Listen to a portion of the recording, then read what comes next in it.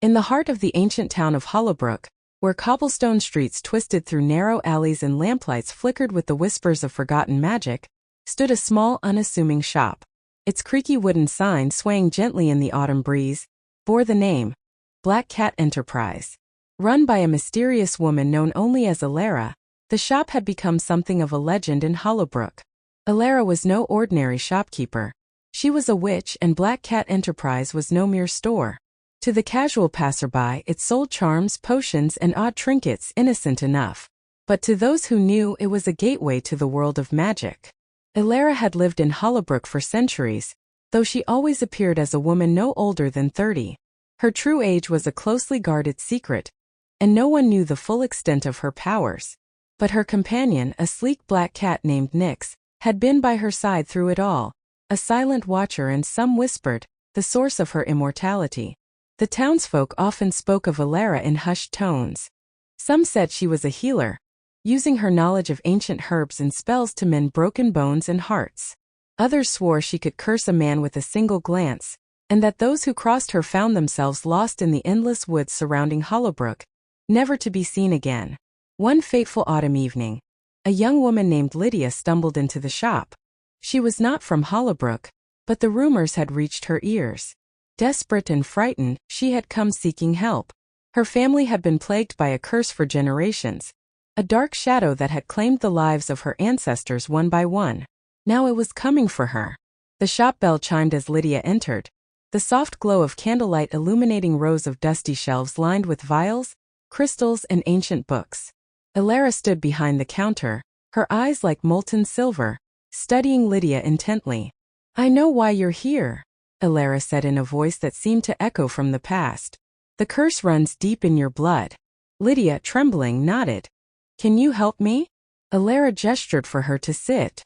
Nyx, perched on a high shelf, watched with unblinking green eyes. "The curse that binds your family is not easily broken.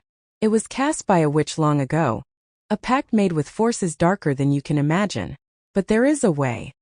If you are willing to pay the price." Lydia's heart raced. "What must I do?" Elara smiled, a hint of something dangerous in her gaze. "You must face the shadow that haunts your family. Not in the world of men, but in the realm of spirits. There the curse was born, and there it must be undone. But be warned, if you fail, you will be trapped in that world forever." Desperation clouded Lydia's judgment, and without hesitation she agreed. Elara led her into the back of the shop, through a door that seemed to appear from nowhere. Inside was a dimly lit room, its walls covered in runes and symbols glowing faintly with magic. In the center was a circle of black salt, and within it, a mirror as dark as midnight. Elara handed Lydia a small vial of shimmering liquid.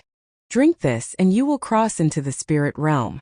Find the source of the curse and destroy it." With trembling hands, Lydia drank the potion, feeling an icy chill course through her veins. The world around her began to blur, the walls of the room fading into shadows until she stood in a desolate landscape of twisted trees and endless night. The spirit world was cold and silent, except for the distant whisper of the wind. Lydia wandered through the dark, her breath forming misty clouds in the air.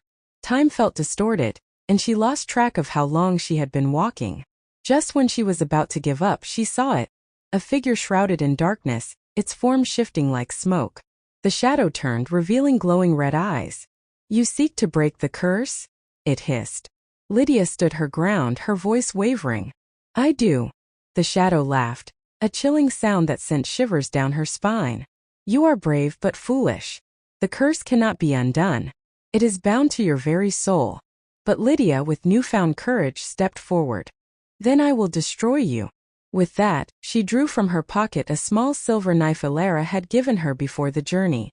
The blade shimmered with magic, and as she plunged it into the heart of the shadow, it let out a deafening scream, dissolving into nothingness. Lydia awoke with a gasp, back in Black Cat Enterprise. The room was still, and Elara stood before her, a knowing smile on her lips.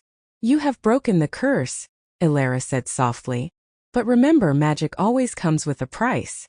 Lydia, exhausted but relieved, thanked Elara and left the shop, feeling the weight of generations lifted from her shoulders. As she disappeared into the night, Elara turned to Nyx, who stretched lazily. Another soul saved, she murmured.